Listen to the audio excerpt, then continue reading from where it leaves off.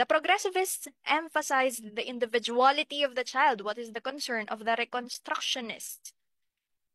Teacher, kung nalilito ka pa sa mga ism-ism na yan, dun sa previous video ko, sa Professional Education number 4 and also number 3.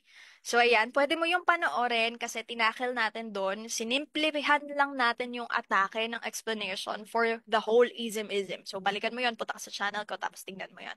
Okay? Basta, kung progressivism yan, of course, individuality. Ang laging tinatanong is, saan ba talaga yung learning by doing? Yung learning by doing concept. Saka saan ba talaga si John Dewey? Saan ba talaga yan? Sa progressivism ba yan or sa pragmatism? Saka ano ang pinagkaiba ng progressivism at pragmatism? So, anuhin natin to ha. Ayusin natin yung misconception nyo dito, lalo na kung nalilito kayo and also your confusion. Ayan, ayusin natin yung confusion natin dito. Ngayon, ang progressivism, bakit meron silang learning by doing at merong John Dewey dyan? Actually, pareho silang may ganyan ha.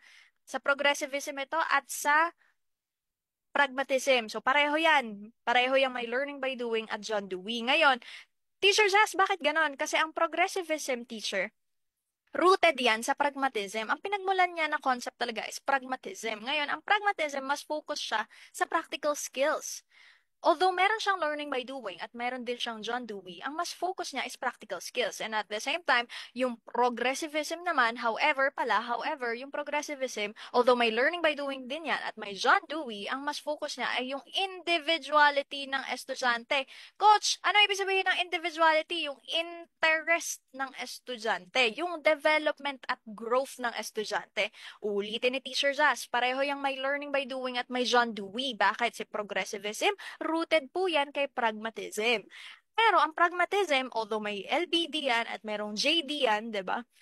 Mas anchor siya sa practical skills. Okay? Pero ang progressivism, although may LBD dyan, at merong JD dyan, mas anchor siya sa interest ng estudyante, sa development, sa growth, and also sa individuality ng estudyante.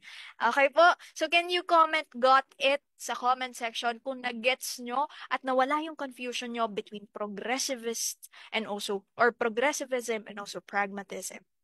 Okay? And then yung reconstructionist naman, teachers, from the word itself, reconstruct, di ba? Ko-construct mo ulit. Well, what will you construct or what will you remediate? Ano kaya yung i-alleviate natin? Of course, it's letter C, social problem. Kasi ito designed for solving different social problems.